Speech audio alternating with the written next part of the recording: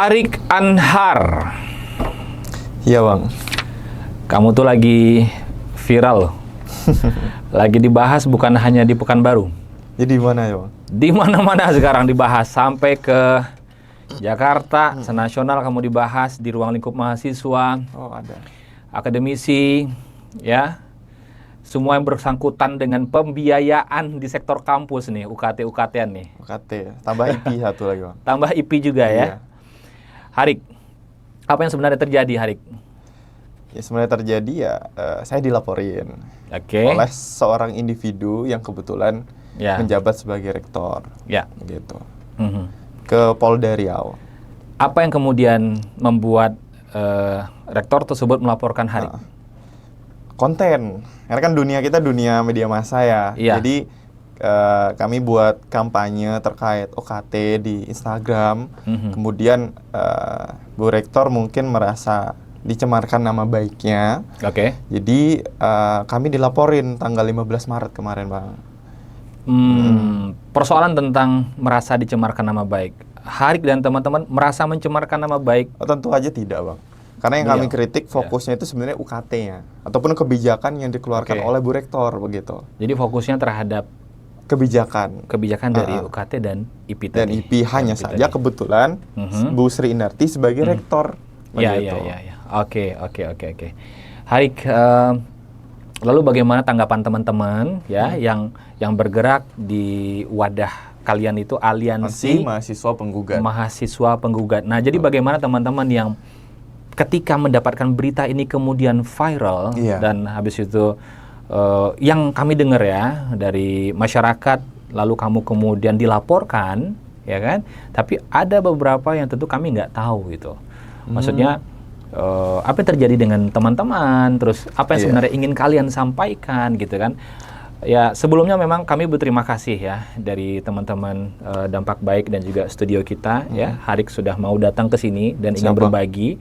Ya, kalau yang Harik lihat di layar kita ya benar atau salah itu bukan urusan kita, tapi yang jelas bedah kisah ini menjadi salah satu wadah supaya kita bisa berpikir untuk apa yang sebenarnya terjadi, dan apapun outputnya silakan nanti orang yang menentukan. Gitu. Siap.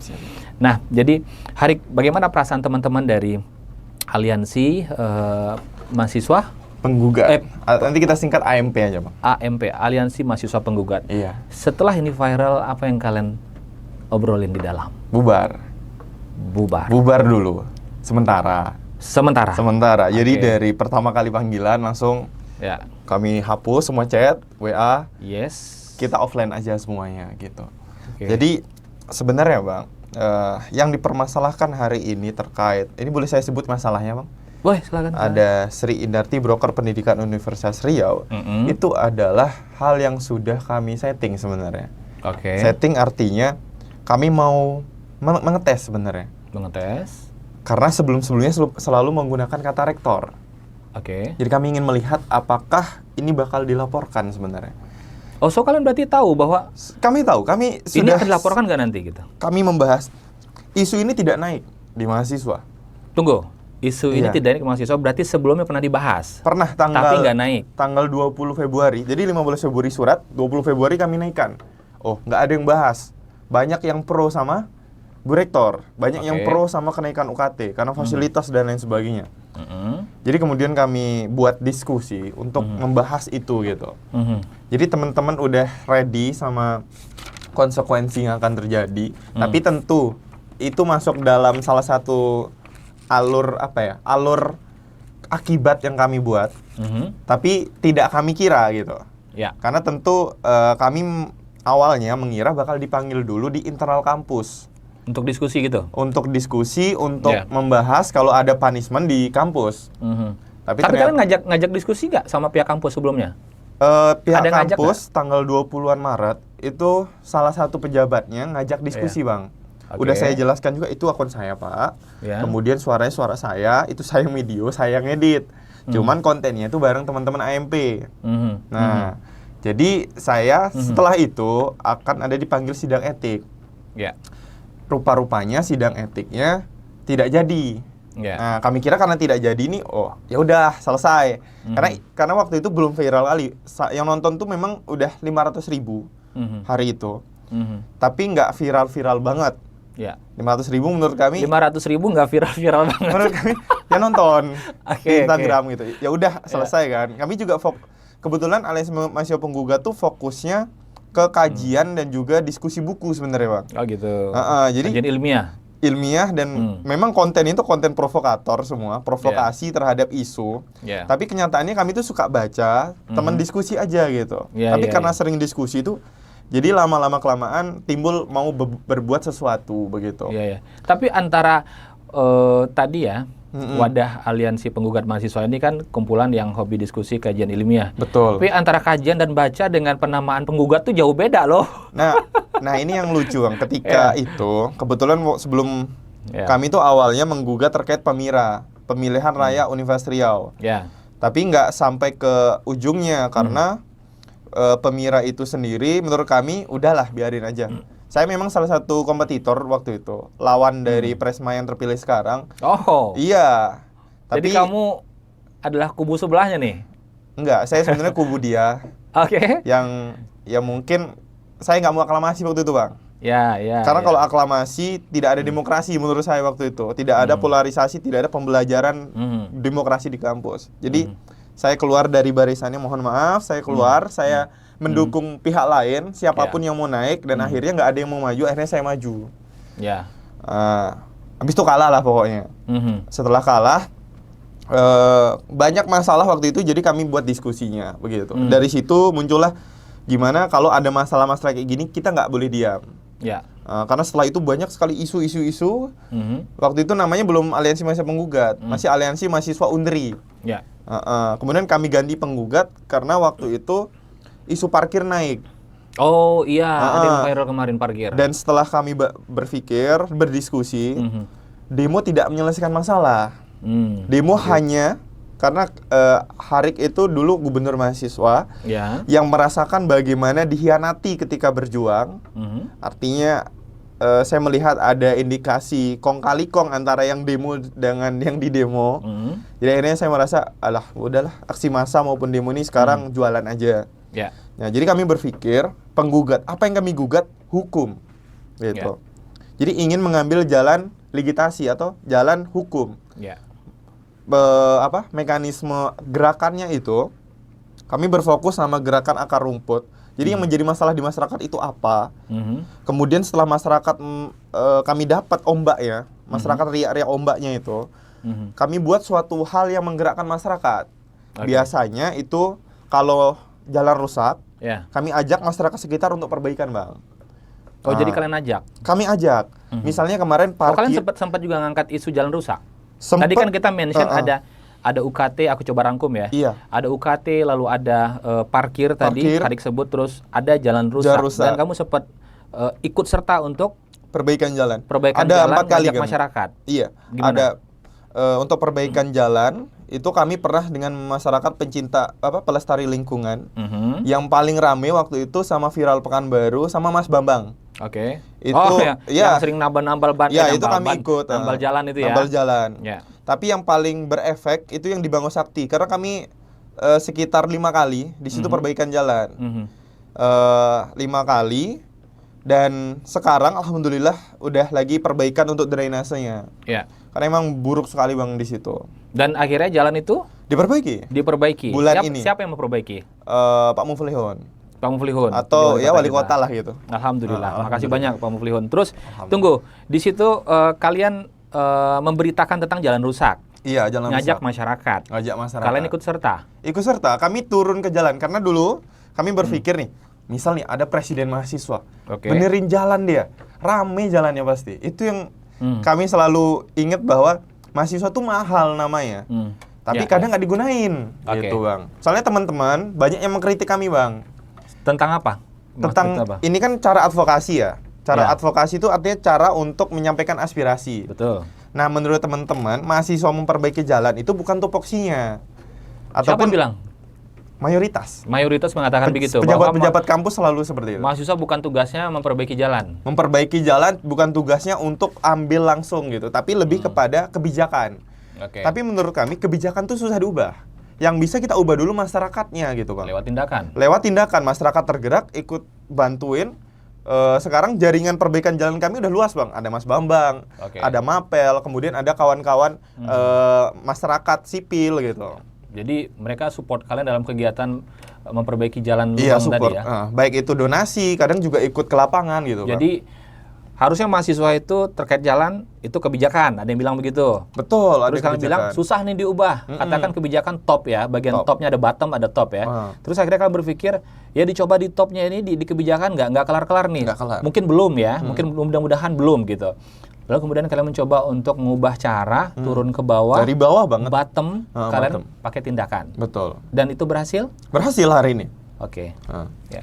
Lagi ada perbaikan juga. Apa tanggapan masyarakat pas kalian memperbaiki jalan? Kita belum bahas detail yang tadi ya. Ada, soalnya kamu mention soal ada jalan berlubang, terus ada parkir ya. Itu sempat viral pada saat itu. Kalau nggak salah ada salah satu pengamat Kota Pekanbaru yang ikut serta ya. Ada Pak Dr. Ihsan juga. Iya, Pak Dr. Ihsan. Ya. Pernah podcast juga bareng kami. Pernah podcast juga. Podcast. Oke. Nah, apa pendapat masyarakat tentang kegiatan Harik dan teman-teman tentang jalan berlubang tadi? Ada pro dan kontra. Kalian tindakan nih, langsung. Nah. Untuk perbaikan jalan nih Bang. Ya. Untuk perbaikan jalan semuanya pro sih malah. Semuanya pro, tidak ada yang kontra dan mendukung sekali. Yang saya rasakan itu salah satunya kalau kami perbaikan jalan, makanan melimpah tuh Bang. Makanan melimpah. Dari RT, masyarakat. RW ini lain sebagainya. Anak-anak muda ini siapa? Oh nggak tahu, udah dia ikut gitu. Sering kayak gitu. Jadi sebenarnya seru juga karena dulu terinspirasi sama Itu di mana? Pandawara. Itu kalian ada dokumentasinya? Kebanyakan diupload aja Bang. Diupload. Diupload. Kayak di Viral Pekanbaru. Kalau mau lihat di mana jejak rekam kalian yang ini tuh di mana lihatnya? Bisa di Viral Pekanbaru Bang. Ada di Viral. Ada di Viral Pekanbaru. Waktu itu sama Mas Bambang gitu. Kami perbaikan di Tabek Gadang. Oh, Tabek Gadang. Iya, kebetulan Mas Bambang kan bisa untuk menyewakan cor itu kan. Iya, molen tuh. Molen. Jadi langsung dicor gitu di hari itu. Oke. Unik juga ya. Berarti mungkin ada beberapa orang yang juga belum terlalu banyak tahu tentang kegiatan dari Aliansi Mahasiswa Penggugat ini. Betul. Ada beberapa hal yang kalian lakukan tadi ya terkait jalan berlubang. Kalian pilih untuk aksi sebagai bukti bahwa ya udah kita bareng-bareng ngasih perubahan yang ngasih dampak baik buat masyarakat dan ternyata berhasil dan selesai. Betul Bang. Nah, yang parkir bagaimana tadi ceritanya? Apa problemnya? Lalu kalian milih ngapain? Tindakannya apa dan dampaknya apa? Dan sekarang seperti apa hasilnya? Yang parkir tadi yang Iya, untuk parkir nih Bang ya. Untuk parkir itu pertama kali kami notice ketika Binakrida. Binakrida itu mau dijadikan lahan parkir. Itu banyak tempat jajanan tuh. Full ada sekitar 200 UMKM. Kalau semuanya kalian apa hitung? Ada 200. Ada 200-an. Sampai ngasih analisa ini kira-kira 200 UMKM nih. Iya, di situ. Dan mereka semuanya menolak. Gak capek mikir kayak gitu kalian? Kami kebetulan nggak ada lembaga Bang. Jadi lembaga internal nggak ada distraksi sama teman-teman harus bikin acara, nggak usah gitu kan. Jadi betul-betul dorongan dari hati aja. Dorongan dari hati aja. Kawan-kawan juga banyak yang ya memang kami nggak ada bayaran sama sekali gitu kan. Ya udah palingan aku beliin minum, beliin makan gitu aja itu biar mereka royal gitu kan, biar mereka mau bertahan. Jadi kami data dulu. Oh ini yang nolak semuanya kebetulan gitu, 200-an gitu. Kemudian kami taruh spanduk di situ. Apa tuh tulisannya? Agak lupa tapi kalau nggak salah mahasiswa Unri menolak parkir. Waktu itu sempat viral juga. Ada di depan gerbang Binakrida, kami tempel, kami foto, kami kirim ke media-media. Baru setelah ramai, kami ngajak konsolidasi warga. Jadi itu pengalaman saya pertama untuk mengkonsolidasikan warga. Jadi kan biasanya mahasiswa mengkonsolidasikan mahasiswa kan. Itu kami konsolidasikan warga. Dan isunya linear. Isu parkir linear. Oke Pak, ini kalau mau batal kita harus nempel-nempelin nempel-nempel apa? Spanduk, kemudian poster gitu dari teman-teman. Kalian sebarin. Berapa titik? Setiap warga punya bagian sendiri. Jadi setiap warung itu ditempel semua, Bang. Yang nempel kalian, desain kalian? Desainnya aja, desain. Itu kalian cetak sendiri? Enggak. Jadi dari warga sendiri, solidaritas pokoknya warga itu bergerak sendiri. Setelah itu boom gitu, batal di daerah itu. Walaupun di Sub udah pernah ke situ. Cuma problematikanya berjalan ketika kami ingin menggugatnya ke PT UN. Karena parkir itu bukan isu satu tempat di Binakrida, Bang, tapi Pekanbaru. Semua tempat di Pekanbaru itu punya permasalahan parkir selalu dan selalu. Indomaret, Alfamart gitu kan. Kalau saya boleh sebut nih, Bang? Boleh.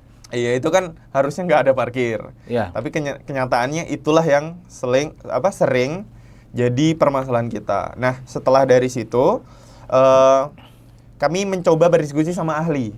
Ya. Berjumpalah dengan Dr. Ihsan waktu itu. Ya. Diskusi terkait parkir dan ternyata Dr. Ihsan mau menggugat.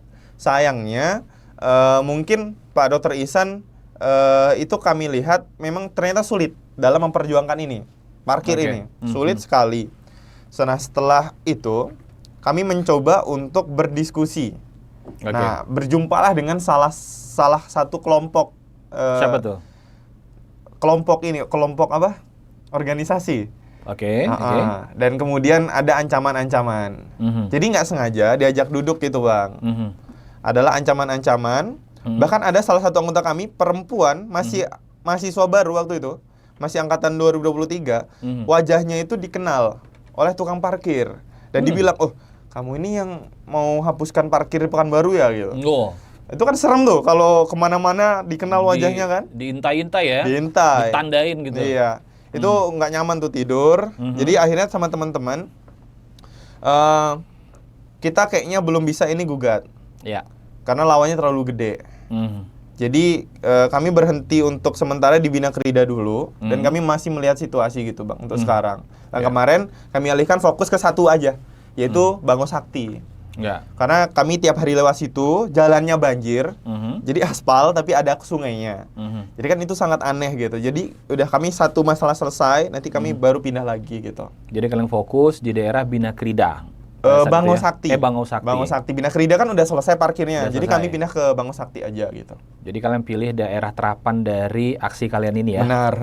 Dan bagaimana akhirnya bebas parkir di sana? Untuk bebas parkir. Akhirnya Awalnya sebenarnya Bina Krida itu dicalonkan untuk jadi tempat parkir. Kami tolak, berhasil. Bango juga, Bang. Bango mau jadi tempat parkir awalnya. Terus kami tolak lagi. Ya. Nah, alhamdulillah berhasil untuk parkir dan habis itu kami fokus ke jalan rusaknya di Bango aja. Oke. Jadi ada sisi unik juga yang akhirnya saya baru kenal nih dari pergerakan kalian, sosok Harik Anhar ya. Kami lebih bergerak kepada apa sih yang bisa kita lakukan? Gitu. Kalau menyuarakan aja kayaknya semuanya orang bisa lah gitu. Ya. Nah, akhirnya udah turun ke lapangan diskusi sama warga gitu kan. Itu yang sisi yang dulu Harik nggak jumpai di mahasiswa. Jadi kami ingin menggali sisi itu lagi, Bang. Jadi ya keadaan itu bagi Harik ya, apa yang sedang kalian gerakkan sekarang, kalian berharap itu dipertahankan oleh mahasiswa. Betul. Terkait suara mahasiswa yang mahal tadi. Mahal banget kan gitu ya. Nah Harik, kita loncat dikit ya ke UKT dan IP tadi. Nah dengan kalian nyampein berita, nyampein harapan kalian terkait UKT dan IP ini kepada Bu Rektor, kepada seluruh, sebenarnya kan semua yang kalian sasar nih, mahasiswa, masyarakat juga, ya kan? Ini kan menjadi snowball kan, menjadi domino efek, kemudian harapanmu tentu kemana nanti mereka nih. Nah sebenarnya apa sih yang pengen Harik khususnya ya, harapkan dari gerakan yang UKT dan IP ini seperti apa sebenarnya? Saya sama teman-teman tentu berharap kenaikan UKT itu nggak ada. Kenaikan UKT itu tidak ada. Karena ini kampus negeri begitu, Bang. Kampus negeri yang seharusnya siapapun tuh merasa bisa masuk. Karena kampus ini dibangun dari pajak. Di pajak negara, bukan swasta yang mungkin itu dibangun dari hal lain. Tapi ini dibangun dari pajak negara, dibangun dari pajak rakyat yang diambil kepada kami semua gitu. Jadi kalau ada warga satupun gitu, dan hari ini banyak yang menangis gak bisa bayar. Karena kebetulan baru kemarin ada kisah teman-teman yang banyak sekali, Bang, terdengar dan terlihat. Saya langsung ngobrol. Ada yang langsung ngobrol kamu sama orang tuanya. Kamu validasi langsung ke validasi juga ke orang tuanya. Apa tanggapan? Boleh ceritain nggak? Ada satu kisahnya. Jadi orang tua ini petani, Bang. Katanya petani. Gajinya itu nggak menentu 2-3 jutaan. 2-3 jutaan tidak menentu. Kebetulan masuk ke perawatan. Oh, lumayan juga tuh. UKT-nya 15 juta. Dengan gaji 2 juta, kita hitung aja normalnya 2 juta dikali 6. Dikali 6 ya, satu semester ya. 12 juta, Bang. Dan dia harus membayar setiap 6 bulan anaknya yang UKT-nya itu 15 juta. Saya bingung, ini hitung-hitungannya gimana gitu, kok bisa dapat. Padahal ini anak SNBP. Artinya dia dari hasil nilai. Biasanya kalau hasil nilai itu murah, Bang. Murah, baru nanti tes untuk hasil UTBK itu lebih tinggi UKT-nya. Baru nanti mandiri itu paling tinggi. Pernah nggak dia membandingkan dari teman yang perawat ini, keperawatan tadi ya? Iya, dia bilang yang sebelumnya berapa gitu. Oh ya, Bang. Nah, di Unri itu sebelumnya UKT-nya itu maksimal UKT 6. Oke. UKT 6 itu 7 sampai 8 jutaan gitu. Jadi di hampir semua komparasi dari 7 sampai 6 sampai 7 ke dikali 12. Enggak. 15. 15. Iya. Jadi UKT di Unri itu dari level 6 menjadi level 12. Oke. Dikali begitu. Jadi teman-teman kemarin sempat bahas, kita dapat inflasi nilai inflasi UKT benar-benar terjadi katanya. Karena problematikanya itu hadir seperti ini, Bang. Yang dapat UKT murah itu semakin sedikit. Kalau dulu bisa banyak. UKT 3 sekitar 3 juta, 4 juta itu bisa banyak. Sekarang enggak. Sekarang UKT yang banyak itu UKT yang tengah-tengah, yaitu UKT 6 dan UKT 7. Yang itu dulu adalah UKT maksimalnya. Dan itu yang ngebuat mungkin ya, saya nggak bisa mendata, tapi setidaknya ada lebih dari 100 orang ngabarin saya nggak bisa bayar UKT. Akhirnya apa dampak ke mereka? Mereka nggak mau bayar nih? Mereka nggak bisa lanjut. Mereka nggak lanjut? Nggak lanjut. Mereka berharap tetap lanjut? Mereka nggak punya daya buat lanjut, tapi harapan mereka pengen lanjut? Pengen lanjut. Terus dari beberapa dari mereka ada yang mencari solusi? Maksudnya nyampaikan ke kampus? Nah, untuk sekarang belum ada sih. Mungkin karena kita masih kebebasan berekspresi itu sulit ya. Jadi kemarin aku sempat bilang, gimana kalau kalian bikin video aja untuk menyuarakan ini. Dan banyak dari orang tua wali kemudian anaknya itu takut. Kenapa? Takut kenapa?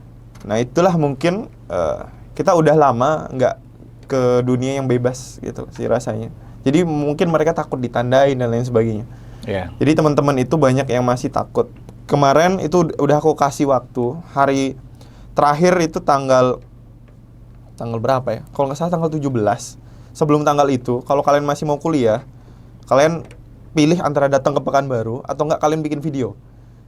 Nanti kita bakal suarakan. Kalau datang ke Pekanbaru, kita bakal kawal sampai Bapak Ibu itu mendapatkan keadilannya gitu. Aku ngasih analogi ya, Karik ya. Kenapa kemudian kita punya pola pikir yang sepertinya tenggelam dalam ketakutan gitu untuk bersuara ya? Biasanya poverty trap juga sih. Yes, oke. Jadi gini, angkanya jadi mahal nih. Yang sebelumnya harusnya murah. Kita bagian yang mendapatkan pelayanan. Betul. Ya kan? Dari angka tadi, baik yang bayar murah maupun yang bayar mahal. Mahal dan murah persepsi kan? Ya kan? Nah, lalu kemudian kita merasa bahwa kita nggak sanggup nih bayar yang mahal. Katakan saya nih adalah klien dari perusahaannya kamu katakan, lalu biasanya murah, tiba-tiba jadi mahal.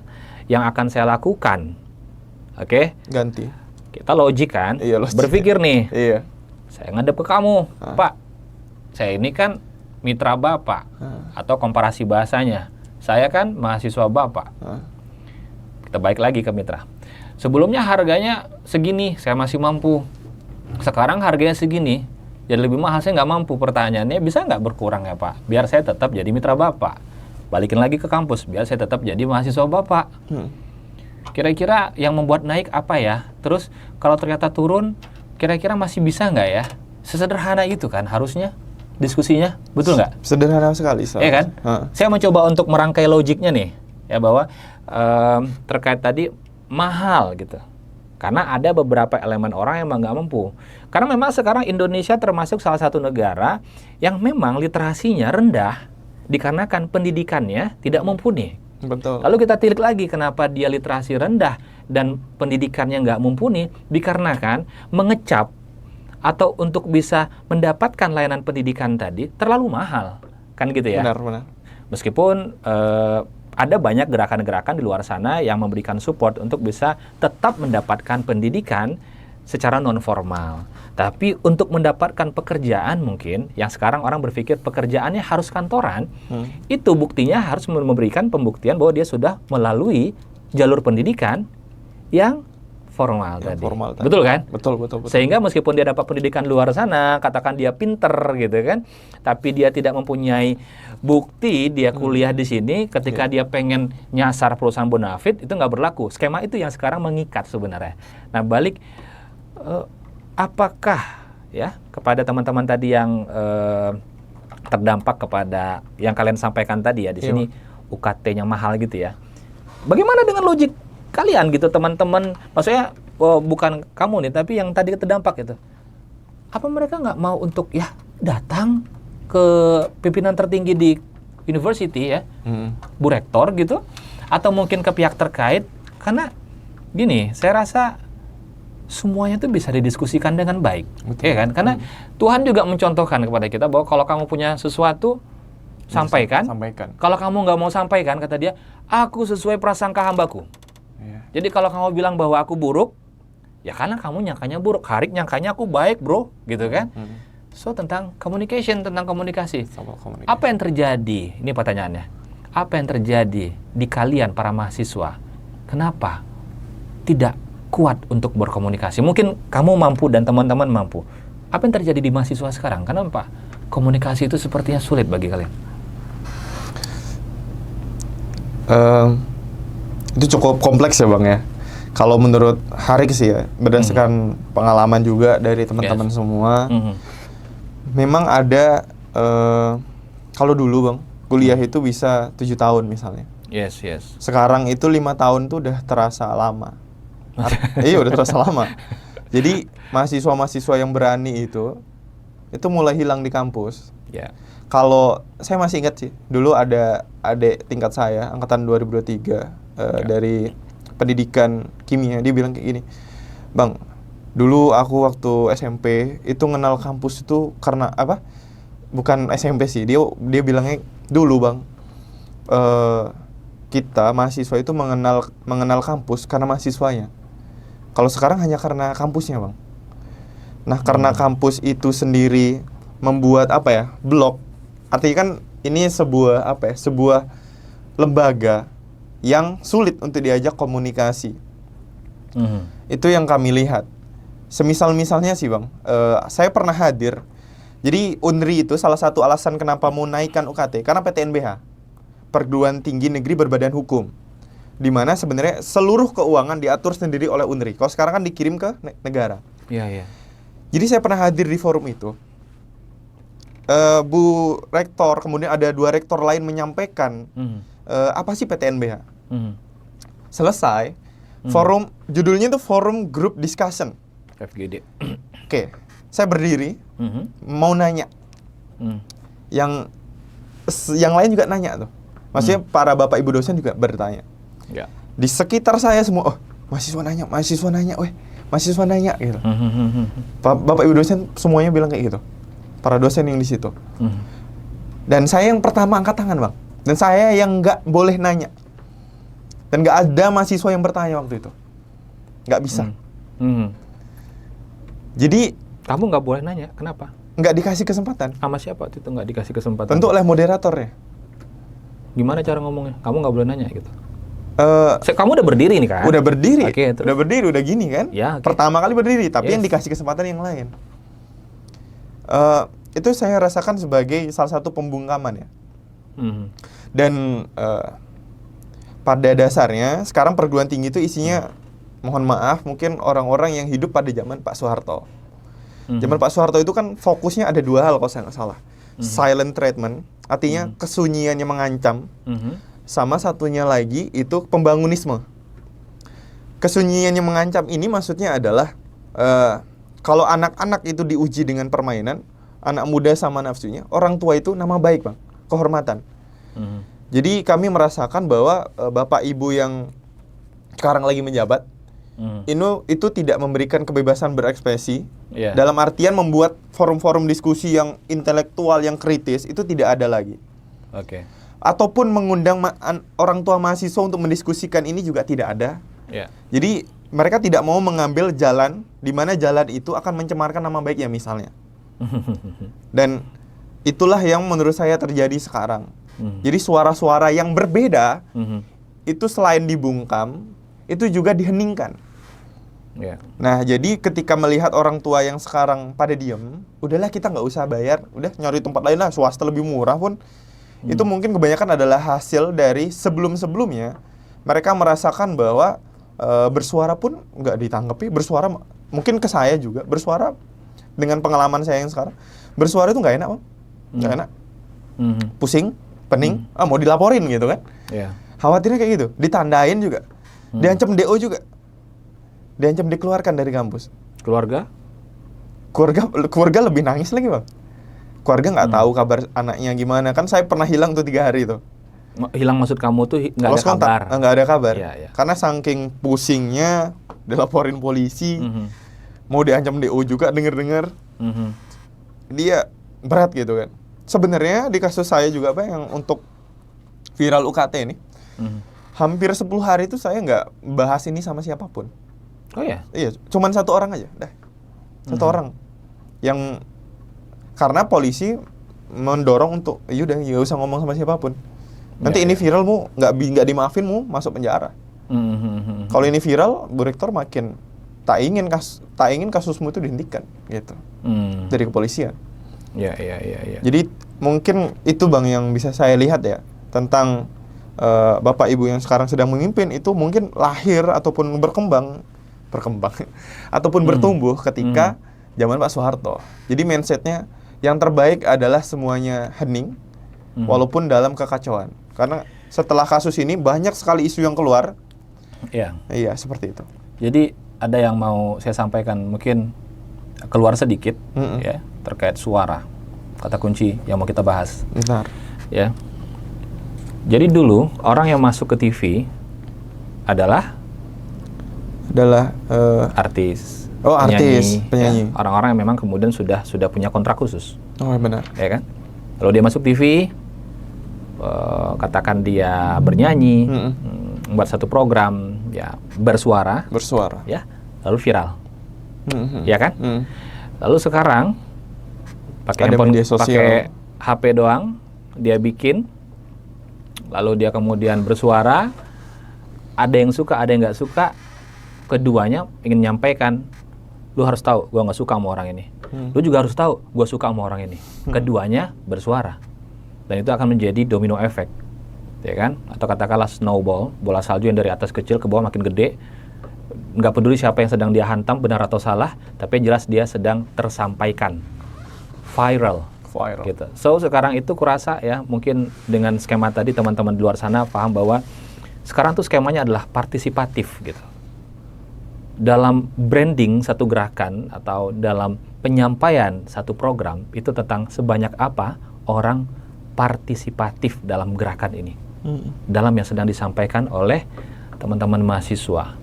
Nah, berujung kepada pertanyaan, dari yang kalian lakukan, ada yang suka dan tidak, ya kan? Like or dislike. Gitu.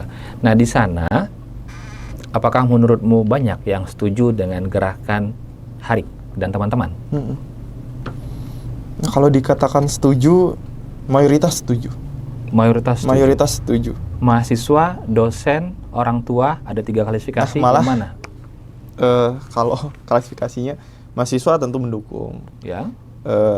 Orang tua tentu mendukung. Orang tua mahasiswa. Dosen mayoritas tidak. Dosen mayoritas tidak. Bahkan salah satu yang membuat masalah di sini membuat kebingungan adalah banyak Bapak Ibu dosen yang kemudian menghubungi Harik dan bilang, kamu mencemarkan institusi, kamu mencemarkan nama baik rektor gitu kan. Ya. Jadi perlahan itu malah menimbulkan. Semua dosen? Banyak. Yang mendukung only cuman satu orang, satu, saya masih ingat. Dari hampir semua dosen yang menghubungi saya cuma 1 orang yang bilang, Rik, hati-hati ya. Terus ibu mendukung kok gitu. Dan itu bukan dosen Unri. Oh, dan itu bukan dosen Unri. Okay. Dia dulu pernah ngajar di Unri, kemudian cuman dosen salah satu matkul aja, kemudian nggak ngajar lagi. Jadi memang polarisasinya seperti itu. Dukungan tuh banyak sekali dari masyarakat sebenarnya. Masyarakat yang mendukung, hanya saja mereka sulit bersuara, jadi kita bantu bersuara saja sekarang. Jadi untuk mahasiswa ada juga yang nggak mendukung? Banyak, sama-sama banyak lah jatuhnya. Kami bingung juga, karena kami suka buka forum diskusi dan ada beberapa yang bilang Unri nggak akan pernah beranjak kalau fasilitasnya gini-gini aja. Forum diskusi kalian gimana? Online, offline? Dua. Offline. Online, offline. Ya, aku pengen bahas yang offline gimana? Yang forum diskusi offline? Biasanya kalau forum diskusi offline lebih banyak perdebatan yang sifatnya sama ya. Karena ini juga yang menjadi masalah ya Bang, dari dulu sekali. Kalau ada perbedaan pendapat, teman-teman itu diajak duduk offline tuh nggak mau. Oh gitu? Nggak mau. Nggak hadir maksudnya? Nggak hadir. Misal polanya UKT, mereka udah tahu nih, kalau mereka hadir sebagai pihak kontra terhadap menjadi pihak yang kontra, kan mahasiswa kebanyakan pro sama pembatalan UKT, tapi mereka hadir sebagai pihak kontra, mereka biasanya nggak mau. Nah, problematika itu hadir dan ngebuat gerakan itu nggak kuat. Sebuah gerakan itu kuat kalau ada tesis dan antitesis. Maka lahirnya sintesis. Problematika sekarang orang yang melawan UKT itu taunya melawan aja, tapi dia tidak mau merangkul kawan-kawan yang anti terhadap pembatalan UKT, pembatalan kenaikan gitu. Jadi mungkin. Jadi menurut Harik harusnya mereka merangkul yang kontra terhadap tujuan harusnya. UKT Bahkan ini. Kalau bisa, buatlah satu diskusi melawan dosen. Dosen yang pro. Dengan cara seperti apa? Forum terbuka saja Bang. Ada dosen yang pro. Diskusi berarti. Dengan diskusi aja. Ada dosen yang pro. Karena kalimat melawan ini cenderung negatif ya? Bukan cenderung negatif. Sebenarnya kalimat itu kan punya dua sisi maknanya. Tapi sekarang pemaknaan melawan itu kan sepertinya seperti beradu fisik ya, atau mencemarkan nama baik gitu kan. Jadi melawan menurut Harik ini maksudnya diskusi. Itu melawan yang menurut Harik tuh yang sedang kalian harapkan tadi diskusi berarti. Diskusi tentu aja. Karena seperti sudah pernah buat forum untuk diskusi dengan para dosen? Dosen belum. Tapi pernah mengundang Bu Rektor dulu. Oh, pernah mengundang Bu Rektor? Pernah. Ya, semacam surat tantangan terbuka gitu. Oh, ya. Cuman mungkin tapi kamu suka dengan kalimat-kalimat yang itu ya? Ada kalimat tantangan terbuka, terus ada tadi mungkin melawan. Gara-gara saya baca buku ini Bang ya. Mungkin saya karena beberapa orang mungkin konotasinya itu merasa kayak ini anak yang menantangin gua nih kayaknya nih, gitu kan? Soalnya aku baca Sougi Bang. Oke. Jadi zaman-zaman sebelum Orde Baru kan. Ya. Emang isinya kalimat-kalimatnya kalimat kacau. Kalimat yang semuanya.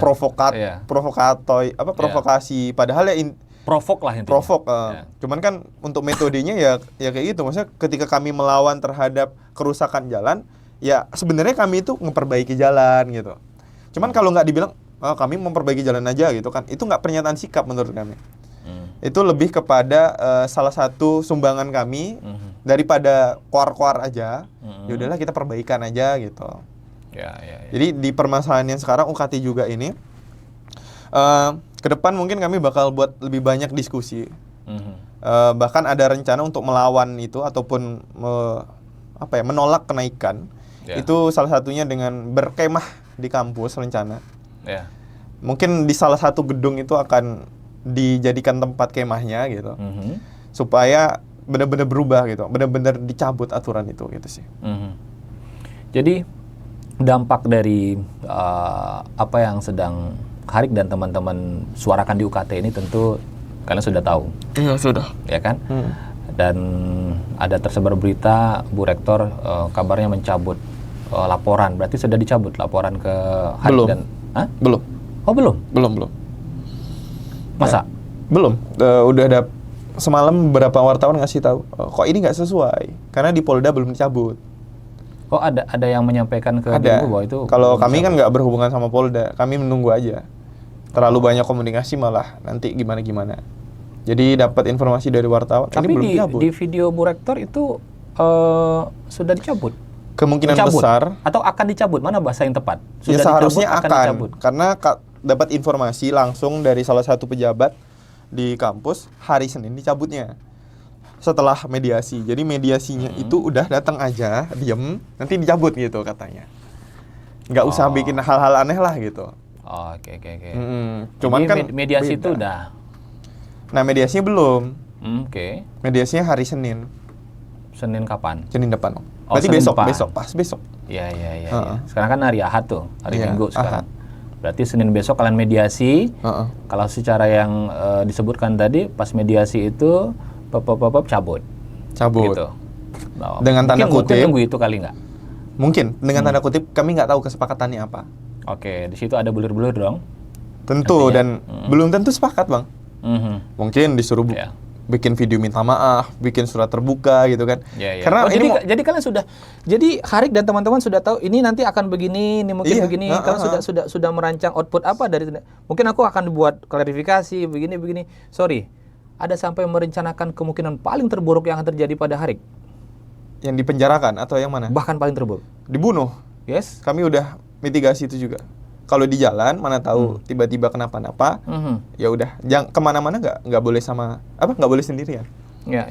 Jadi mitigasi lah. Bahkan sampai ke bagian atau the worst skenario pun sudah sempat terfikirkan. Sudah, dan anehnya, ya ini bukan saya apa ya. Anehnya kami berpikir nanti kita disuruh nih bikin video klarifikasi. Kita disuruh bikin pernyataan nih. Ya. Oh, ternyata Bu Rektor yang bikin. Oh, Bu Rektor bikin lagi gitu kan. Maksud kami itu nggak ada di skenario kami sebenarnya. Klarifikasi dan lain sebagainya, cuman ya kami iakan aja lah dulu untuk sementara. Karena problematika saya itu termasuk yang tidak terlalu takut sebenarnya untuk dipenjarakan atau di DO. Karena saya percaya bahwa semakin kamu lantang semakin kamu aman gitu. Oke, saya punya pertanyaan dengan narasi dari Harik tadi. Nggak takut di DO dari kampus, Benar. maka kamu nggak punya kampus, Iya. kamu nggak bisa mengenyam pendidikan, Nggak bisa kerja. pendidikan membuat orang punya kerja. Iya. Pertanyaan saya, terus kamu nanti kalau misalnya di DO kerjanya gimana? Pasti Allah ngasih pekerjaan, insya Allah. Jadi percaya aja. Kamu kan punya mitigasi dong dalam skenario itu. Udah. Coba sebutkan apa mitigasi dalam skenario terburuk kalau kamu nggak punya, ya kamu nggak punya ijazah lah gitu kan. Iya. Kalau Tapi ada juga sih ya menteri yang cuma tamat SD doang. Ada. Itu pun masih dibanggakan kan. Iya. Mitigasi So, apa terburuk mitigasi sih. kamu, Harik?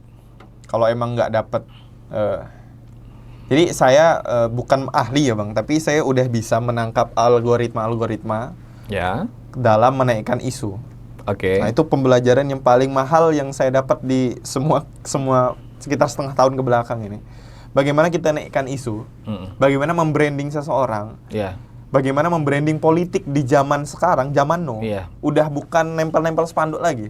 Yes. Nah, itu ilmu yang saya dapatkan dari pengalaman saya Bang, dan Selama di kampus ini. selama di kampus, dan kemungkinan besar nggak jauh-jauh hari, 2 hari yang lalu saya dihubungi oleh salah satu ketua DPR dari kabupaten. Terkait apa? Pembahasan. Dia bahas ya betapa kasus ini bisa viral. Yes. Kemudian dia merasa butuh Harik kalau untuk ke depan, dia bilang kayak gitu. Untuk programnya. Untuk program dia, karena menurut dia program yang baik adalah program yang terkomunikasikan katanya. Bukan yang terpasang di spanduk. Bukan yang terpasang di spanduk. Ataupun implementasinya itu warga banyak yang tahu lah gitu. Iya. Nah, tentu kan dia mungkin ingin naik jabatan atau apa itu. Kamu bukan mengancam urusan lo saya. berarti tuh. Kamu mengancam lo. Mengancam apa Bang? Kamu mengancam advertising. Oh. Jadi proyek cetak spanduknya kurang nanti. Nggak terlalu ngaruh tuh Bang spanduk kalau sekarang ya. Ya kan, jadi akhirnya kamu mengubah stigma terkait, ya saya praktisi branding ya, Iya. Harik. Jadi saya juga sepakat dengan itu. Tapi kamu berani untuk bisa speak up terkait narasi tadi bahwa spanduk, terus juga harusnya bagaimana kita bisa memberikan impact dari gerakan kita. Tentu dampaknya orang akhirnya makin sadar dan kemudian nggak mau pakai spanduk, nggak mau pakai Tapi kan flyer spanduk gitu tuh kan. perlu untuk mengenalkan Bang. Ini siapa? Iya, gitu kan. sebenarnya Memang maksudnya masih perlu. itu hanya apalah kesimpulan kasar aja supaya orang menarik kan. Iya. Karena akhirnya kan daya tarik narasinya menarik orang jadinya. Iya. So, Harik ya. Berarti kamu punya semangat untuk merubah sesuatu. Benar Bang. Ya kan? Dan tadi Harik bilang bahwa dapat banyak pengalaman, ya sudut pandang terkait bagaimana mengangkat isu dan branding tadi selama di kampus. Selama di kampus. So, kampus memberikan kamu pelajaran terbaik selain di ruangan. Dan sayangnya semua pelajaran yang terbaik itu tidak ada di ruangan. Bagimu begitu? Iya, tidak ada. Dan ternyata di kampus kamu dapat pelajaran yang terbaik tidak di ruangan? Tidak di ruangan sama sekali. Tidak, ya mungkin mohon maaf, tapi saya terima kasih dulu untuk Bapak Ibu dosen. Ya. Tapi pelajaran terbaik saya di kampus itu tidak dari Bapak Ibu dosen. Tapi dari bagaimana interaksi saya dengan masyarakat. Tapi menurut saya begini, hitam dan putih, oke? Ya. Kenapa kita bisa ada hitam, kita bisa katakan dia hitam, karena kita bisa mengukur seberapa banyak Putihnya. putih. Oh, iya. Kita bisa katakan seberapa gelap satu ruangan kalau kita bisa mengukur seberapa terang ruangan itu. Benar. Sehingga kita simpulkan lebih banyak gelap, maka kita katakan dia gelap. Kamu bisa mendapatkan pelajaran terbaik di luar ruangan kampus setelah kamu bisa membandingkan seberapa tidak puasnya Harik terkait pelajaran di dalam kampus. Berarti dengan kata lain, untuk bisa membandingkan ada pelajaran terbaik, kamu butuh ada pelajaran yang tidak memuaskan. Saya katakan tidak memuaskan Benar. aja. Dan ini begitu ya, pola pikirnya begitu kan berarti? Begitu Bang, begitu. Ya. Dan ini saya tanda kutip buat teman-teman semua. Ya. Saya pemegang IPK tertinggi ketika maba. Oh ya, berapa Harik? Jadi menjadi mahasiswa berprestasi ketika maba, IPK tertinggi. Oke, jadi oke, good. Dan setelah itu, meskipun kamu nggak puas, kamu nggak puas dengan yang di dalam ruangan, Iya. ya, tapi kamu juga sempat memegang IPK tertinggi. Semester 5-an ke atas tuh IPK saya juga 4. Wow, congratulations Harik. Alhamdulillah. Ya. Itu kan yang dicari kan mahasiswa sekarang. Itu yang dicari mahasiswa sekarang, Iya, dan betul. itu yang disenangkan oleh kampus. Benar. Kamu senang dengan itu? Enggak. Kamu nggak senang dengan Enggak, itu? Kamu nggak puas dengan IPK Enggak puas tadi? sama sekali. Kenapa? Saya pernah, ya ketika menjabat, udah apa gitu. Saya saya di maba itu memang sangat mengejar nilai Bang. Sangat mengejar nilai. Waktu di fase maba. Apapun yang diperlukan dosen saya gitu. Mereka nggak ada pertanyaan, saya yang bertanya biasanya. Ya. Kemudian saya menyadari kosong ternyata. Mohon maaf sekali, materinya itu tertinggal sekitar 20 tahun. Karena kebetulan saya mempelajari bagaimana saya dari background pertanian ya Bang, agroteknologi. Oh, kamu Faperta? Faperta. Ya. Saya mempelajarinya itu dari kampus-kampus di luar. Saya bandingin dong. Masa mahasiswa mau terkungkung dalam sebuah PPT yang dibikin 10 tahun yang lalu mungkin. Karena kadang Bapak Ibu itu PPT-nya ya terlihat sekali tanggal-tanggalnya gitu kan. Jurnal-jurnalnya juga. Jadi ketertinggalan itu membuat saya berpikir ini kampus atau apa begitu. Kenapa materinya tertinggal sekali gitu Bang. Bahkan kami pakai traktor itu baru semester berapa gitu Bang. Dan itu cuma 1 semester Bang. Maksudnya yang di luar sana yang kamu bandingin, Abu pasti punya komparasi dong. Iya, aku membandingkan mungkin di salah satu kampus di Jawa gitu kan yang saya kenal. Itu mereka sudah mainnya ya benar-benar teknologi. Benar-benar teknologi. Jadi saya melihat ya dari kosong ini maksud saya adalah saya tidak tahu apa manfaat saya mempelajari ini gitu. Itu salah satunya. Dan kemudian permasalahan hadir ketika saya waktu maba itu Bang sempat bermasalah sama dosen. Bermasalahnya itu tidak 1 semester aja, tapi selanjutnya nilai saya selalu kena di dosen tersebut. Dan alasannya itu muncul karena saya mengkritik bagaimana metode untuk penyampaiannya. Dimana waktu itu masih daring. Jadi materinya itu menurut saya berdasarkan komparasi dari beberapa jurnal yang saya baca itu ketinggalan zaman gitu. Dan itu saya sampaikan langsung, Pak, ini sepertinya udah nggak relevan lagi. Kayaknya saya perlu undang selanjutnya pandangan seorang dosen yang memiliki pandangan seorang dosen atau guru lah ya, yang dia itu memiliki murid atau mahasiswa yang menegur bahwa ternyata ilmunya itu perlu diupdate atau mungkin cara penyampaian ada yang kurang.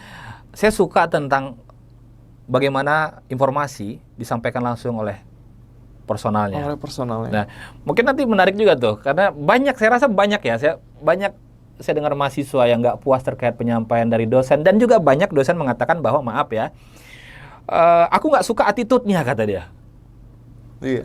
Dari anak muridku ini, dari mahasiswaku ini, gitu dia. Tapi kan menurut kami ya Bang, lebih baik dirasa tidak beretitude tapi dia aktif. Dia bisa dibenerin Bang. Tapi kadang mindset Bapak Ibu dosen itu bukan sebagai pendidik gitu. Ya. Jadi yang aktif ini dimatiin. Ya. Akhirnya ada dua indikator di kelas. Jadi kepada Bapak Ibu dosen ada dua indikator di kelas di mana kelas Anda mati. Yang Apa pertama, bangku di depan, dua jalur di depan itu kosong. Dan itu saya alami sering banget. Ya. Jadi dua baris bangku di depan Ya. itu kosong. Itu tanda Anda harus Anda harus berpikir lagi cara mengajar. mengoreksi diri nih. Benar. Dan yang kedua, tidak ada pertanyaan. Tidak ada ruang-ruang diskusi lagi. Ada yang bertanya, Diam. Gitu maksudnya? Iya, yaudahlah kita pulang gitu. Sampai di mana, Bang? Sering sekali di semester akhir saya yang masih masuk kuliah, tapi sekarang udah enggak ya. Itu saya sering duduk di depan tuh sendirian. Dan di barisan saya kosong. Barisan saya kosong. Berarti kamu belakang lagi cukup, kosong. berarti kamu berdiri di depan sendirian, berarti kamu menghargai dosennya dong. Menghargai, cuman bedanya Tapi saya kamu nyimak nggak? Puas nggak materinya? kadang puas, kadang bukti saya puas adalah saya pernah materinya itu jam 1, Bang. Setelah zuhur. Tapi saya baru keluar ruangan jam 5.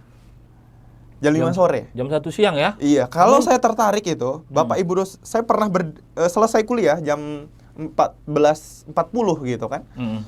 Itu kami masih lanjut diskusi sampai jam 5, sendirian sama dosen.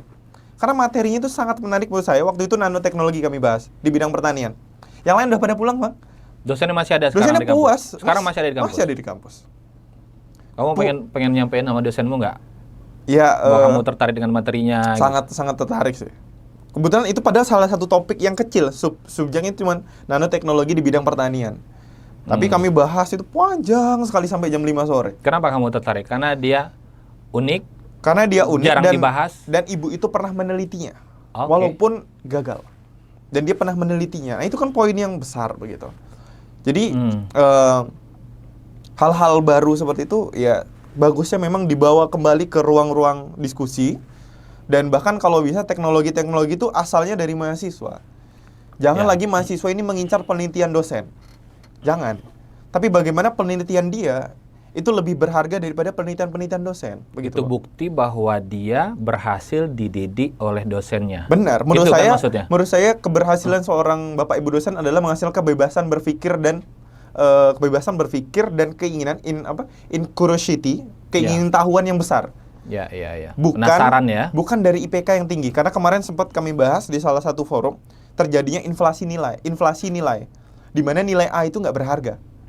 Sama sekali tidak berharga. Jadi nilai A itu sangat mudah untuk didapat. Sehingga mahasiswa tidak berjuang sama sekali untuk mendapatkan. Bagaimana nasib mahasiswa yang sekarang udah dapat banyak nilai A, laku nggak di lapangan? Yang kami lihat nggak juga. Jadi itu nggak berdampak positif untuk masa depan mereka? Iya, menurut kami yang paling... Itu yang kalian lihat? Ya, itu yang kami lihat dan kami rasakan. Jadi teman-teman yang udah lulus cepat nih, Bang, ya nggak pada kerja kok. Nggak terlalu dibutuhin. Apa yang salah menurut Harik di situ? Salah satu bapak dosen saya yang menurut saya lurus juga, itu pernah bilang gini, kalau saya mantan pakebun, saya mantan manajer di perkebunan. Saya lebih memilih IPK 1 daripada IPK 4. Kata Pak dosen itu? Iya, kalau ada orang IPK-nya 1, keren itu juga saya tuh. terima. Tapi IPK 4 saya terima juga. Tapi percayalah, makin kelamaan saya sebagai manajer, saya makin malas nerima orang yang IPK-nya tinggi. Karena, Bang, IPK tinggi itu ekspektasinya banyak, Bang. Dia tidak mau menerima lingkungan yang baru, kayak, wah kerjanya kok berat banget gitu kan. Kok prosesnya itu nggak sesuai gitu kan. Kok nggak sesuai pandangan saya. Terus dia pergi, Bang. Dia lock out tuh dari perusahaannya. Karena dia nggak siap sama tekanan. Lah IPK 1, pasrah aja. Mulainya dari paling bawah deh.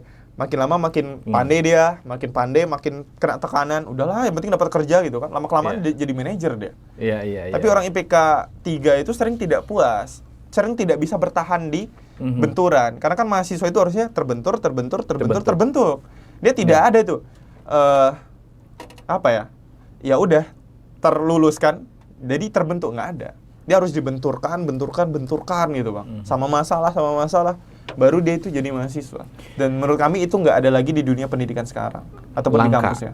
Langka sekali yang mendapatkan experience itu. Mungkin ada ya, Harik, tapi langka. Dan ketika itu timbul sebentar, dia dibungkam lalu turun gitu. Itu yang terjadi. Benar. Ya. Tadi masih berputar nih di pikiran saya ya, Harik ya. Terkait tadi. Oke, mungkin dia nggak punya attitude, tapi kalau dia aktif, harusnya dia dipertahankan.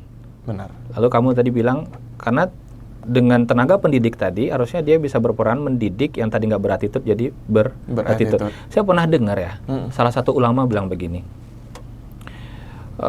waktu itu ceramah ya, terus saya cukup tertarik dengan bahasa beliau ya, yang disampaikan bahwa satu sekolah kalau misalnya dia buka pendaftaran untuk orang-orang yang pinter-pinter, lalu kemudian dia jadiin orang tuh jadi orang pinter, Ya. biasa aja sih, kata Pak Ustadznya. Kalau kemudian ada sekolah lain yang dia buka pendaftaran untuk anak-anak bandel dan bodoh, Ya. lalu dia masuk ke sana, pas keluar jadi berlian, itu mahal sih sekolahnya. Dibayar ratusan juta miliaran pun nggak akan cukup, karena yang mahal bukan sekolahnya. Tadi kamu bilang kan icon university, ya kan, bukan ikon terkait mahasiswanya kan. Benar. Nah, berarti di situ yang kita bisa tarik adalah ikonnya bukan dari tempat dia belajar tadi, tapi siapa yang mengajari dia. Dia yang sebenarnya tentang kalian sampaikan ini tentang bagaimana pergerakan dari tenaga-tenaga pendidik. Itu yang mau teman-teman Harik sampaikan berarti, ya. Nah, Harik, kamu sempat apa nggak sih, have fun nggak sih?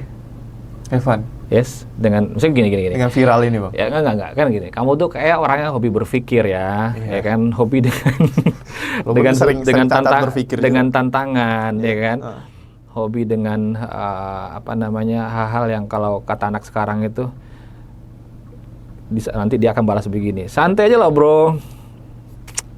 Ngopi, main gaple. Iya, jadi makanya saya bilang, Hari, kamu pernah have fun gak sih gitu? Pernah ya. Pernah gitu, menikmati hidup dengan tapi jarang sih. Menikmati hidup tapi kan memang dengan gaya kita sih ya. Iya kan. Kadang ini Bang, kebahagiaan terbesar ketika ini teman-teman ya, sama teman-teman itu kan udah satu circle lah gitu kan. Kebahagiaan terbesar kami itu bukan ketika seneng-seneng main kemana, udah nggak ada tuh. Holiday nggak ada sama sekali dalam agenda Harik saya. Umur berapa, Rik? 24 Bang. 24 ya. Iya. Tahun ini. Ya. Holiday itu nggak ada. Jadi kesenangan kami itu kalau di lapangan jumpa warga, apresiasi itu udah kesenangan terbesar. Dapat makanan misalnya, ya nggak usah terlalu aneh-aneh lah, kayak makasih ya Bang gitu, makasih udah benerin jalan Bang, itu udah selesai lah, salah satu kepuasan batin gitu Bang. Yes. Udah cukup sih, itu aja gitu. Answer and question. Ya, aku pengen tiba-tiba kepikir nih, kepikir pengen buat answer and question sama Harik. Boleh Bang. Tapi aku dadakan aja nih mikirnya. Iya, nggak apa-apa. Ya. Jadi menteri atau jadi pengusaha? Pengusaha. Oke. Ya. Jadi dosen atau jadi tenaga pendidik? Tenaga pendidik aja. Tenaga pendidik kan dosen? Enggak? Bebas, maksudnya tenaga pendidik bukan dosen berarti? Didik di masyarakat pun nggak apa-apa. Oh, nggak mesti jadi dosen? Nggak mesti. Oke. Jadi tim ahli atau jadi edukator? Edukator. Tim ahli kan juga edukator untuk atasan dia dan menyampaikan program supaya akhirnya dia approve dan disampaikan ke bawah. Nggak suka ada orang di atas, Bang.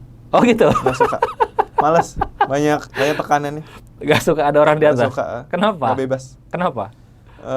Pertama aku nggak suka terikat sama aturan ya. Iya. Aku nggak suka terikat. Ya. Kemudian kalau bisa ya kita di negara demokrasi, aku lebih pengen yang kulakukan itu ya atas dasar keinginanku, bukan atas ada kanda senior gitu ataupun pejabat di atasnya. Ya. Makanya kalau ditanya PNS atau warga biasa nggak PNS. Ya. Oke, Arik. Saya skip bentar tentang answer and question. Tentang peraturan ya tadi ya, dengan aturan, dengan rules gitu. Coba difikirin dalam-dalam terkait rules ini bahwa kebebasan itu sebenarnya tidak ada. Benar. Yang ada itu sebenarnya adalah kenyamanan dalam peraturan yang memang kita sepakati. Betul tidak tuh? Betul sepakat. Bahwa kebebasan itu sebenarnya nggak ada, tapi yang ada itu adalah suatu peraturan atau kegiatan yang memang kita nyaman menjalankannya. Mungkin beberapa orang menyebut Harik sekarang tidak ikut rules ya, atau peraturan yang dibentuk oleh masyarakat atau oleh sebagian besar ya dominasi mahasiswa. Dengan begitu kamu buat rules sendiri kan, pergerakan sendiri kan? Iya betul. Itu rules sebenarnya, dan situ adalah yang kamu anggap bebas. Iya. Dan kebetulan kamu nyaman dengan itu. Nyaman dengan Iya, itu. kalau boleh Bang ya. Aku selalu ingat salah satu quotes kayaknya dari Pramudia lah kalau nggak salah. Oke. Bahwa sejarah bangsa Indonesia itu bukan sejarah penjajahan, tapi sejarah perlawanan. Nah, itu mendasari di mana kenyataannya seluruh produk etika kita itu dihasilkan ketika zaman Orde Baru. Ketika zaman di mana kebebasan berekspresi itu sulit. Ada tapi tidak aman gitu kalau maupun mau disampaikan, atau tiba-tiba ketika bebas ngomong apapun tiba-tiba besoknya hilang gitu. Jadi saya melihat bahwa produk yang sekarang anak-anak bangsa yang memimpin sekarang adalah pembuat aturannya itu adalah orang-orang di zamannya Pak Soeharto. Zaman yang dimana kita sama-sama tahu kebebasan berekspresi seperti apa waktu itu. Dan saya merasa peraturan itu haruslah dinamis. Dan dia berasal dari akar rumput, Bang. Akar rumput ini masyarakat kan, menurut pandangan saya. Jadi ketika ngomongkan peraturan, jujur selama 1 tahun kebelakang tuh banyak sekali aturan yang saya langgar, banyak sekali. Tidak jauh seminggu yang lalu ada acara namanya Suap Pemuda, dan saya ditangkap sama tentara di situ. Karena apa? Saya naikkan spanduk, kebetulan Hari Pendidikan Nasional. Dan gak ada yang merayakan di Pekanbaru. Jadi ada Pak Wali Kota situ, ada pejabat-pejabat besar. Sangat spanduk, orang miskin dilarang kuliah. Gak sampai 2 menit, saya ditangkap. Langsung rame, ada kericuhan di mana-mana gitu kan. Hampir kena hantam juga. Jadi saya merasa bahwa di dunia yang sekarang teman-teman ataupun masyarakat itu sebenarnya udah punya norma-norma yang berbeda. Tapi yang di ujung ataupun DPR buat peraturannya itu tak sesuai. Buktinya apa? Produk-produk Perpres, kemudian ada undang-undang terbaru, itu semuanya ditolak sama masyarakat. Undang-undang Minerba, kemudian ada kemarin Cipta Kerja, Omnibus Law, ada juga undang-undang KPK yang direvisi, kemudian menghasilkan malah KPK-nya yang lembek, bahkan ketua KPK-nya bahkan korupsi. Dan salah satu aturan juga yang menyesalkan sekarang itu ada Perpres jurnalistik berkualitas. Dan itu membungkam sekali. Dan menurut saya sekarang permasalahannya adalah masyarakatnya sendiri itu sebenarnya bisa untuk merubah aturan-aturan itu, tapi sayangnya di pihak atas itu aturan-aturan itu tidak berdasarkan aspirasi dari masyarakat gitu. Misalnya UU perampasan aset sajalah, itu kayak mustahil lah. Karena kan yang korupsinya masa yang bikin gitu kan. Dia yang korupsi, tak mungkin dia pula yang buat aturan untuk merampas asetnya. Iya. Jadi kalau dilihat dari segi aturan, adab dan lain sebagainya, menurut saya selama masih muda itu memang selalu harus mendengarkan kadang nasihat dari orang tua.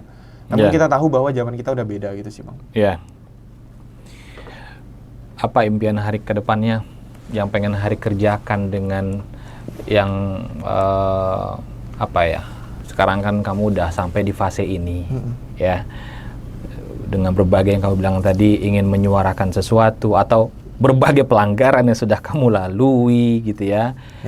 Kamu sedang menumpuk dua bekal. Orang yang suka dan orang yang nggak suka. Ya kan? Dan itu banyak. Dan tapi ya Islam ya, Harik ya. Ya nama aja Harik ya kan. Ya, Nabi kita Rasulullah juga banyak yang nggak suka gitu. Tapi pertama yang paling krusial adalah tentu syariat dong. Itu jadi pegangan kan, melanggar atau enggak gitu. Nah Harik, apa yang pengen kamu ituin? Yang pengen kamu kerjakan ke depannya? Cita-citamu mau buat apa sih gitu? Kembali lagi sih Bang, saya orang pertanian. Kebetulan sekarang saya di Presiden Nasional Ikatan BEM Pertanian Indonesia. Walaupun ya saya nggak pernah membranding diri saya di sana. karena kasus ini juga saya tidak bisa fokus ke sana. Tapi sebagai orang pertanian Bang, dan kaum petani sekarang itu tidak didengar, bahkan pekerjaan petani itu pun tidak menjadi pekerjaan yang baik ataupun pekerjaan yang mendapatkan penghasilan yang cukup. Jadi sebenarnya saya ingin kembali lagi ke root saya Bang, di pertanian saja gitu. Nah untuk cara-caranya mungkin ya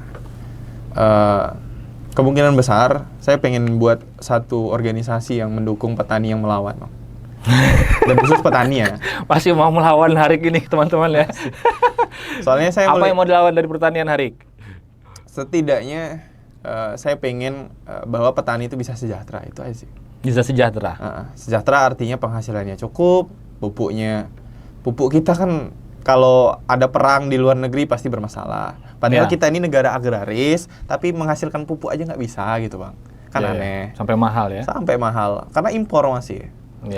Itu lucunya negara ini. Jadi bahkan di Kementerian Pertanian, itu kan anggaran untuk Kementerian Pertanian adalah yang paling murah, yang paling sedikit.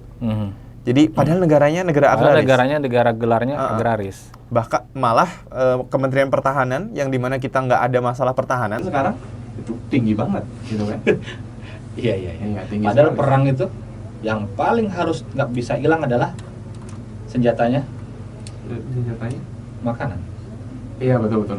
Kalau ingin menguasai negara maka kuasailah media.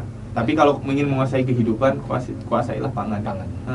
Padahal salah satu amunisi paling berharga dalam perang itu adalah perang pangan. Dan kemarin ketika beras naik, itu saya ikut kajian dari UI, Universitas Indonesia, di mana kami ngebahas kenapa beras itu bisa naik.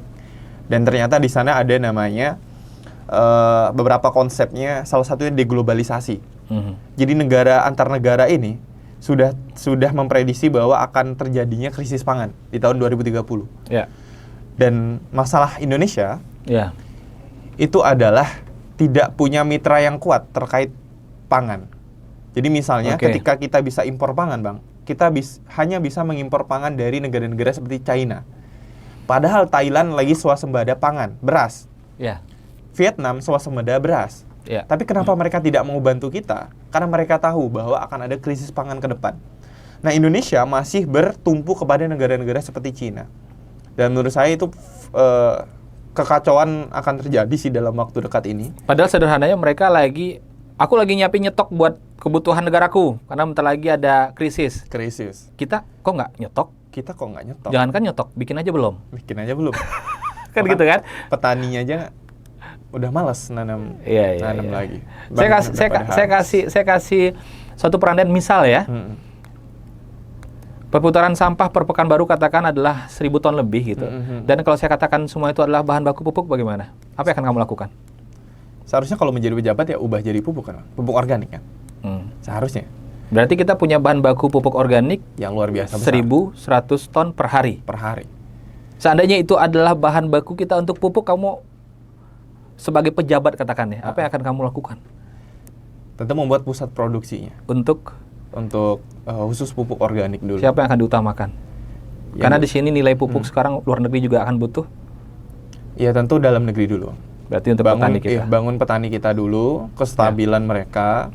Bangun bahwa kalau kita pakai pupuk non organik, ini saya termasuk yang bukan pembenci ya, lebih kayak kalau pupuk non organik tidak terlalu menyarankan lah gitu. Tidak sama sekali. Jadi pakai pupuk yang organik saja. Nah, kita maksimalkan di pupuk organiknya. Karena kalau kita pakai pupuk non organik ya sebagai basis saya pertanian, semakin banyak digunakan semakin harus tambah dosisnya. Semakin rusak tanahnya dan semakin juga mahal harganya. Karena udah seperti itu memang butuh waktu. Pupuk organik itu kan suburnya perlu waktu, Bang. Lama. Secara bisnis lama jadi. Tapi sustainability-nya cukup dapat gitu. Itulah yang harus pejabat-pejabat kita pikirkan juga. Ada potensi tapi nggak pernah digali. Dan itu permasalahan yang sebenarnya kami sempat pengen Bang untuk bahas itu juga kan, untuk menyelesaikan itu juga, tapi nengok-nengok kondisi kayak sulit di Pekanbaru juga gitu kan. Karena untuk milah sampah aja masyarakat kita pada nggak mau gitu kan. Sederhananya itu. Oke, Harik, di ujung nih ya. saya mau nanya, pada dasarnya yang sedang kamu sampaikan dengan kampus, ya, lalu juga untuk rektor, Iya, Bu Rektor. ya, kamu sayang dengan Bu Rektor. Sangat sayang. Kalau enggak, saya nggak ngeritik dia. Jadi kamu sayang dengan Rektor University Riau. Iya. Jadi salah satu cara mau menyayanginya adalah dengan begini. Salah satunya begitu ya berarti. Iya, dengan begini. Bentuk sayangmu. Bentuk sayang kami. Kamu sayang dengan Unri. Sayang, Bang. Salah satu bukti sayangmu begini. Iya, Dan kamu sayang dengan mahasiswa teman-temanmu. sayang banget. Salah satu bukti kepedulian. Iya. Ya. Dengan terus menyuarakan suara. Bagaimana dengan mereka yang menolak, kamu masih tetap sayang? Sayang aja, Bang. Nggak masalah. Kalau seandainya kamu jumpa, ya, ajal kita nggak tahu katakan. Kalau kamu yang mati, saya nanya dulu sama Bu Rektor nih. Bu Rektor masih sayang nggak nanti dengan anakmu? Kan itu beda lagi. Sekarang katakan nih, kamu ketemu keluarganya Bu Rektor nih ya, di luar sana. Kamu menyayangi mereka? Nyanyi aja. Ya. Nggak ada masalah. Sebenarnya secara Ketemu individu dengan nggak ada masalah. ketemu dengan rekan-rekan yang kontra dengan kamu, dan tiba-tiba salah satu adiknya membutuhkan bantuan kamu, dan kamu satu-satunya orang yang harus membantu, tapi kamu ingat banget itu anak pernah nolak kamu atau kontra dengan kamu masih bisa peduli dengan mereka? Masih peduli. Maksud saya adalah ini tentang akhlak. Jadi saya pengen nyampaikan bahwa ini adalah sesi terbuka, dan ini meja ya yang dihadirkan untuk orang-orang yang punya inspirasi ya, inovator, dan juga para penggerak. Dan saya rasa mereka semua manusia, dan fitrahnya manusia itu baik. Fitrahnya semua manusia itu suci, dan pasti mereka punya tujuan dari gerakannya. Dan bisa selesai dengan diskusi, bisa selesai dengan komunikasi. Karena benar atau salah itu tentang bagaimana cara kita membedahnya. Makanya di sini ada bedah kisah. Bedah kisah.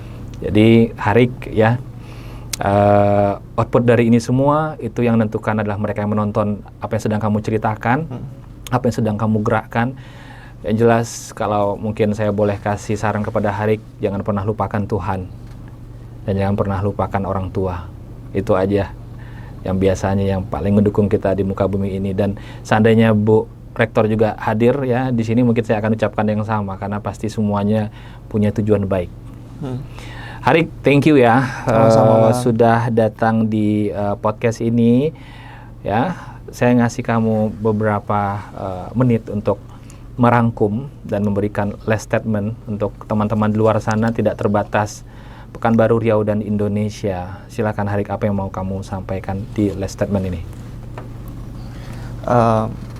Kepada teman-teman mahasiswa ya, khususnya yang masih mau menjadi mahasiswa beneran, karena banyak mahasiswa yang kita lihat tidak seperti mahasiswa. Cara berpikir, kemudian bagaimana mereka belajar, itu lebih cenderung seperti anak SMA. Itu benar-benar terjadi. Jadi pesan saya sih, perbanyak baca buku aja. Karena dengan membaca buku, kita setidaknya punya perspektif baru mengenai dunia yang sedang kita hadapi sekarang. Dimana kalau teman-teman itu kurang dalam berliterasi, maka teman-teman kurang dalam memahami bagaimana kehidupan ini berlangsung gitu. Dan saya ingin sampaikan bahwa dalam kasus saya juga, itu adalah kasus di mana kebebasan berpendapat itu dibungkam. Terserahlah apapun alasan yang lain yang disampaikan oleh pihak-pihak yang berseberangan dengan saya. Kenyataannya saya butuh waktu sekitar 2 minggu untuk bahkan mengangkat kasus ini, untuk berani, karena saya tahu akibatnya apa. Orang tua saya sampai hari ini tidak terima bahwa anaknya bersuara seperti ini, karena dia sangat khawatir saya kenapa-napa di jalan. Jadi saya mohon maaf juga sama bapak gitu, sama almarhum ibu, kalau anaknya ya cukup bandel gitu. Namun teman-teman semua, teman-teman mahasiswa, pada hari ini komersialisasi pendidikan ada di mana-mana, dan di semua kampus hampir kenaikan UKT gila-gilaan setelah Permendikbud Ristek Dikti nomor 2 tahun 2024. Saya sebagai salah satu penggugat dalam aliansi penggugat untuk aturan itu di nasional, ingin menyampaikan bahwa aturan itu memang aturan yang dibuat tanpa melihat kondisi ekonomi di negara kita. Kondisi ekonomi yang sebenarnya tidak beranjak terlalu jauh dari setelah Orde Baru. Kenapa? Bahkan sampai hari ini rupiah masih 16.000 kawan-kawan. Bahkan kita masih lebih sering impor daripada mengekspor barang. Jadi teman-teman, jadilah mahasiswa yang sanggup dan berani untuk bersuara. Jangan bungkam suara Anda karena suara Anda mahal sekali harganya. Dan terakhir, bahwa idealisme adalah kemewahan terakhir, keistimewaan terakhir yang hanya dimiliki oleh mahasiswa. Para pemuda sudah melupakan itu. Apalagi kita menemui banyak pejabat kampus yang pragmatis, yang bahkan aksi-aksi itu hanyalah untuk menaikkan namanya, hanyalah untuk branding dirinya. Dan dia tidak mau memperjuangkan itu mati-matian. Dan itulah yang saya sering lihat di kampus saya bahkan. Jadi teman-teman, pertahankan idealismemu itu. Apapun bentuk ideal dalam pandanganmu, pertahankan. Dan selalu yang disampaikan oleh abang-abang kita semua, bahwa mahasiswa adalah mereka yang terbentur, dan terbentuk. Jadi ketika Anda diancam untuk DO, maka itu Anda sudah benar.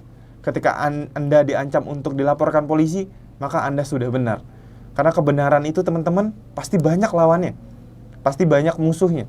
Ketika Anda mengadvokasikan dan ternyata banyak yang kontra sama Anda, maka itu sudah jalur yang benar teman-teman. Karena kebenaran itu tidak disukai oleh banyak orang. Kalau kita ngangkat kasus korupsi, pasti koruptornya punya banyak teman-temannya juga. Apalagi kalau kita ngangkat isu tentang kehutanan, tentang kerusakan hutan yang terjadi di Riau. Kebakaran setiap tahun terjadi teman-teman. Banjir setiap tahun selalu ada di Provinsi Riau tercinta kita ini. Tapi yang bersuara itu nihil, ketakutan. Saya masih ingat beberapa tahun yang lalu ada yang dibunuh karena melawan dari perkebunan yang makin banyak dan menghancurkan alam kita. Kita tidak benci kepada sawit, tapi kita benci kepada para penghancur alam kita teman-teman. Dan pertahankanlah idealisme itu, karena idealisme adalah keistimewaan terakhir yang dimiliki oleh mahasiswa, dan yang mempertahankannya sekarang itu hanya segelintir saja. Maka jadilah yang segelintir itu. Kalaupun hanya satu orang, maka pastikan itu adalah dirimu teman-teman. Mungkin itu Bang. Siap, luar biasa ya. Alhamdulillah. Last statement-nya cukup padat, bernas, dan panjang, tapi berisi. Mudah-mudahan ya agak sedikit lega. Ya, insya Allah lah, semoga nggak nambah masalah. Alhamdulillah, mudah-mudahan ini menjadi salah satu. Bukan dilihat dari sisi yang lain ya. Ya, karena kita tidak menggiring, tapi lebih kepada mendengarkan dan silakan nanti outputnya seperti apa. Dikembalikan dan dikembalikan kepada personal yang menonton. Harik, thank you ya. Sama-sama Bang. Ya, tetap sehat ya. Dan jangan pernah tinggal ibadah. Terima kasih banyak teman-teman Dampak Baik di seluruh kanal penonton. Semoga ini bermanfaat. Sampai jumpa di sesi berikutnya. Assalamualaikum warahmatullahi wabarakatuh. Waalaikumsalam warahmatullahi wabarakatuh.